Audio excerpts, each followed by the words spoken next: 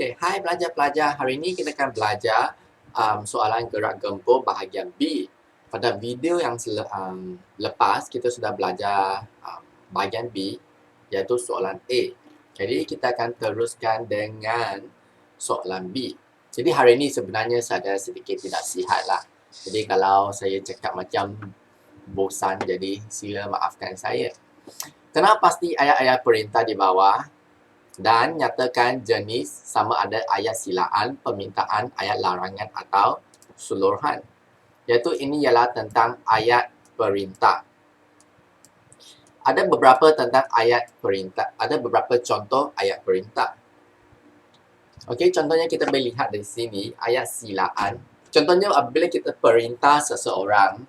可是没有开麦。 Okey, jadi kita boleh lihat di sini iaitu ayat silaan, ayat permintaan, ayat larangan.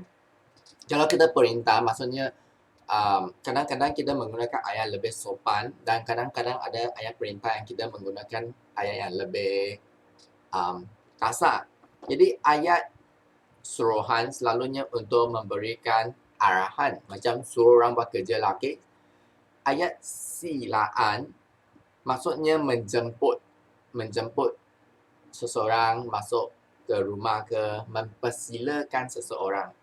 Kemudian kita ada ayat larangan, maksudnya untuk menegah sesuatu, iaitu macam melarang orang membuat sesuatu. Dan ayat permintaan untuk meminta, contohnya meminta pertolongan dan sebagainya.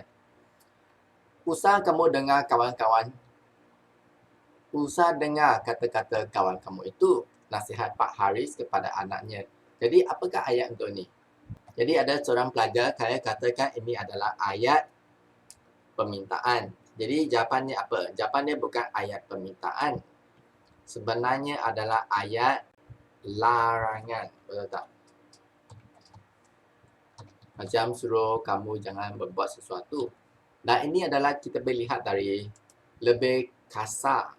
Betul tak? Kalau permintaan maksudnya kita kena lebih sopan kan.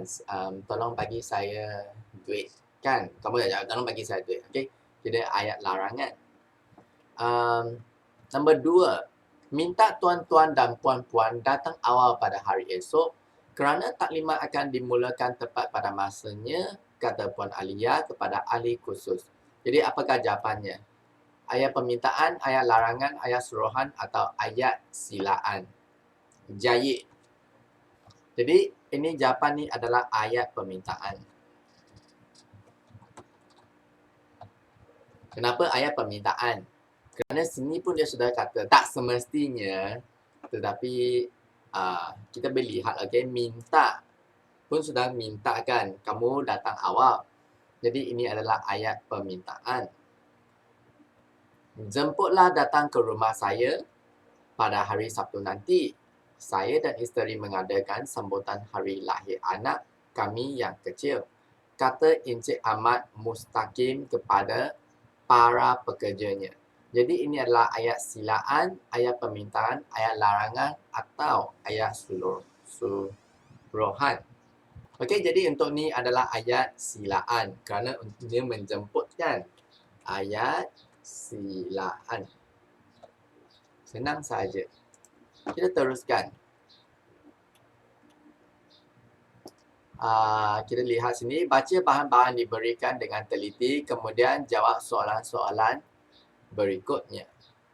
Okey, ada tolong saya baca bahan satu. Kalau buat tudung saji berapa warna mak? Tanya Aziza tertarik.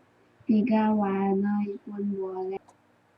Sangat dapat buat tudung saji yang paling cantik untuk Cikgu Zaleha. Kalau cukup duit, Zanak buat tudung saji dalam 4 warna. Tentu cantik kan mak? Kata Aziza kepada riang dan yakin. Amat tersenyum puas hati kerana dapat menyelesaikan masalah anaknya itu. Okey, bagus. Ini tolong saya baca bahan 2. Ia teringat pesan ibunya jika, dia senang kamu tak? Jika menang pun tidak berguna. Jika ingin bersaing, bersainglah dalam pelajaran. Beruntung membulatkan tekannya dia mesti lulus peperiksaan darjah 6. Barangkali Tuyung juga faham tujuanku. Bisik hati beruntung. Akan tetapi yang jelas Papa mahu aku lulus. Biar semua orang tahu bahawa beruntung yang berbau menjadi pelajar terbaik SRK timbang pasir. Bapa akan gembira. Ibu akan gembira. Orang kampung layung tumpul gembira. Semua orang gembira. Okey, jadi ini adalah kita lihat bahan satu daripada antologi Ku Ingin Berterima Kasih tingkatan 1 dan dipetik daripada Japan Barbot Anthology Bintang Hati. Dan kemudian kita ada bahan nombor 3 iaitu belajar bersungguh-sungguh dengan anugerah kecemerlangan akademik. Okey, berdasarkan bahan 1 dan 2, nyatakan harapan Aziza dan beruntung dalam usaha. Jadi kita lihatlah, ini adalah kita lihat pada Aziza. Kita jangan peduli beruntung dulu. Kita lihat Aziza. Harapan Aziza dalam usaha. Maksudnya, apakah yang Aziza harapkan? Jadi kita lihat sini. Apakah yang Aziza harapkan? Sebelum tu kita baca sejarah ni adalah tentang Aziza kan. Aziza kata nak buat tudung salji berapa warna? Mak, kamu tahu tudung salji yang Melayu orang pakai ya, yang macam pelitup muka, pelitup kepala. Lepas tu Aziza nak buat tudung salji.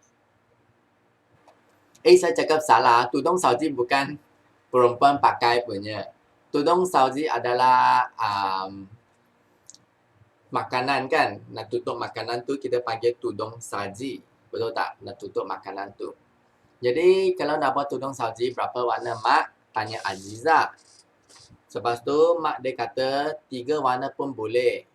Za ada RM1.80. Za ni siapa?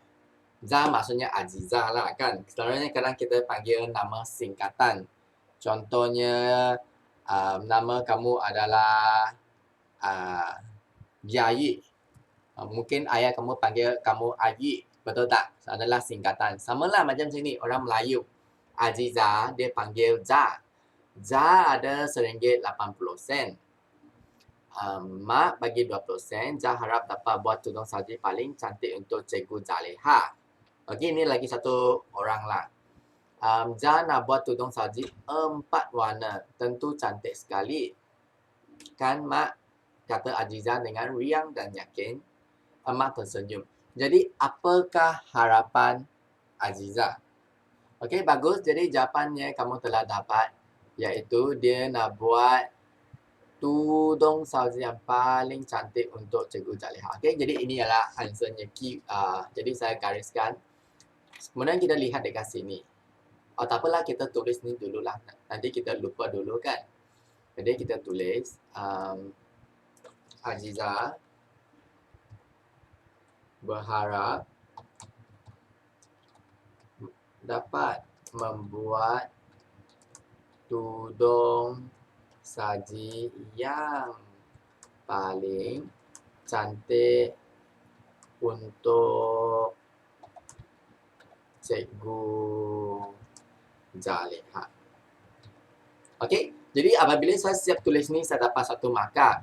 Sebab soalan ni ada 3 markah. Jadi,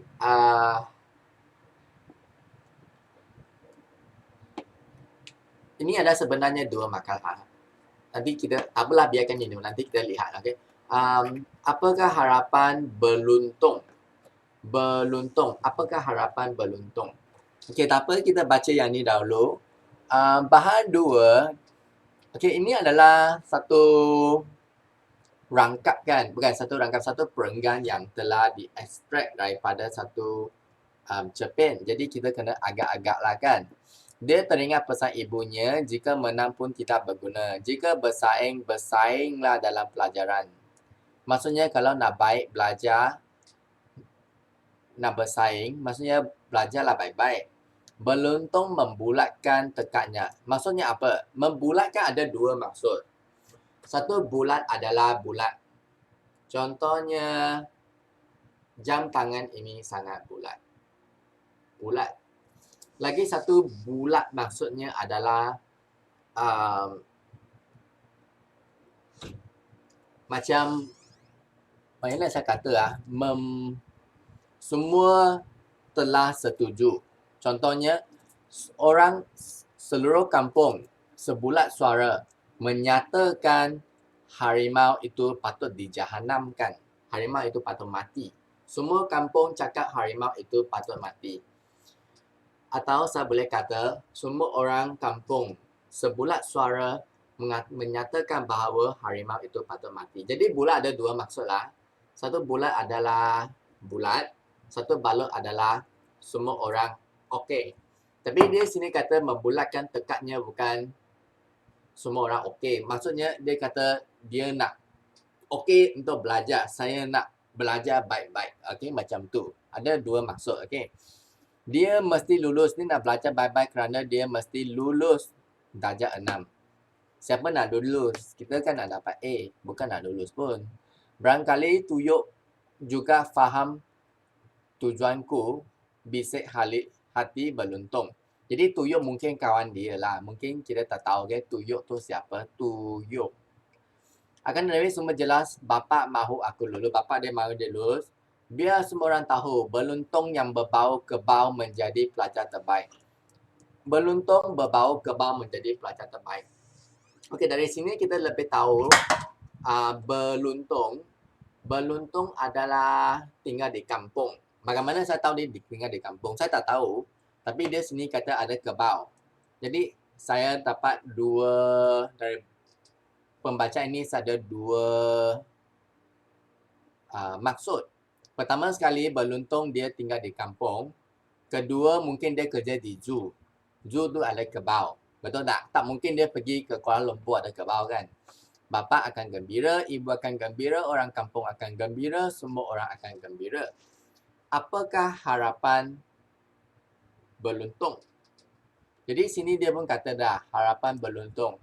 Harapan berluntung adalah dia hendak mesti lulus peperiksaan darjah 6. Okey, jadi saya tulis sini, okey. Berluntung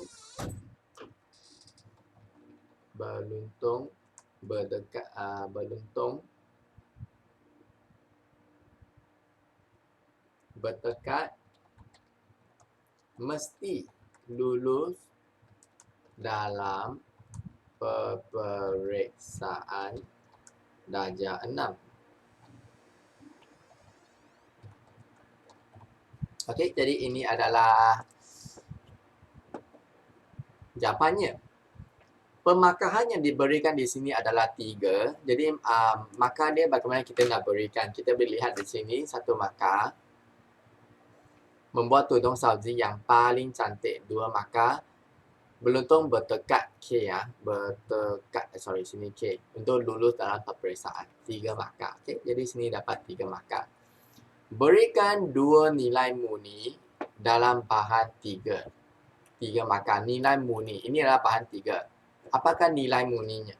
Okey, sebelum tu kita patut tahu apa itu nilai dulu. Berikan saya contoh nilai. Apakah contoh nilai?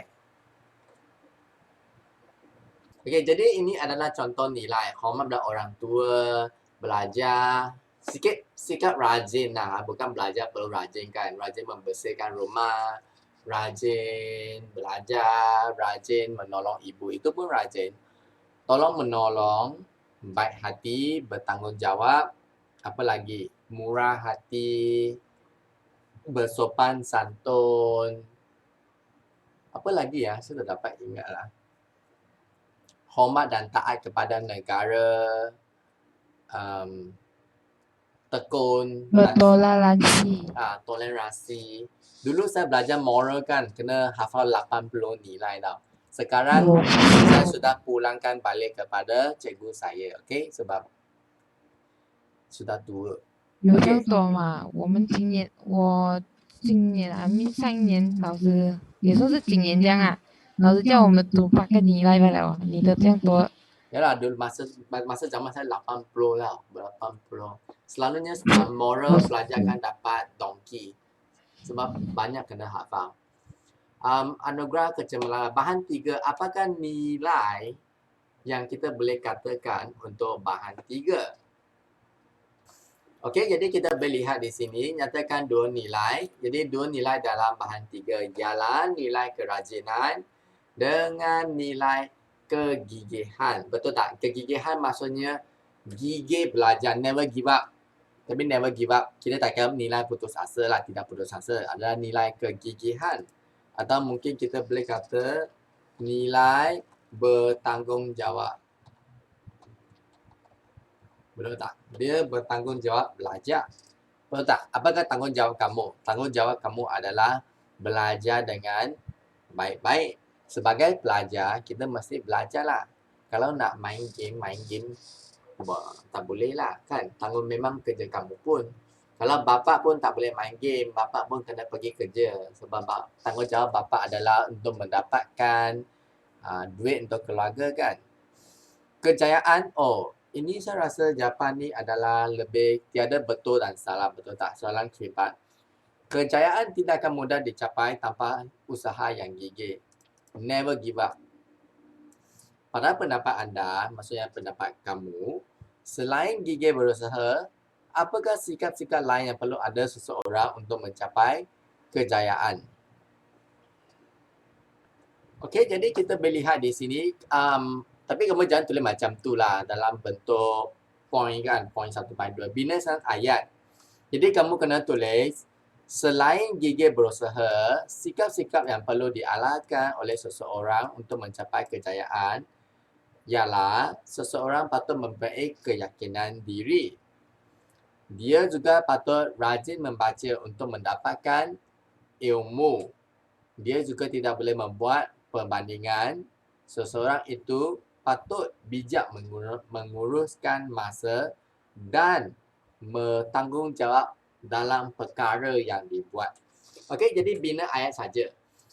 Yang peliknya saya rasa adalah selalunya pelajar tak menjawab soalan ni. Sebab pelajar tanya pelajar kata tak tahu. Tak tahu, mana boleh tak tahu. Ini senang. Ini adalah tanya bagaimana boleh belajar. Belajar pula perlu berjaya. Kalau nak berjaya, kita kena rajin membaca buku supaya kita boleh jadi pandai. Kalau kamu tak nak cakap mendapatkan ilmu, kamu cakap pandai. Gunakan bahasa sendiri. Kalau nak berjaya, kita patut bijak menguruskan masa. Kita patut mempunyai keyakinan diri. Kita patut bertanggungjawab. Kalau baik hati menghormati tu, saya rasa tak boleh lah. Okey, jadi lebih kurang tu, sekurang-kurangnya ini 4 markas. Kamu patut dapat 3 markah. Betul tak? Sebab tiada betul, tiada salah. Kamu cakap sendiri. Okey, jadi bina ayat, gunakan perkataan sendiri. Okey, jadi ini adalah tentang novel. Okey, jadi kita akan sampai di sini saja. Sekian, terima kasih.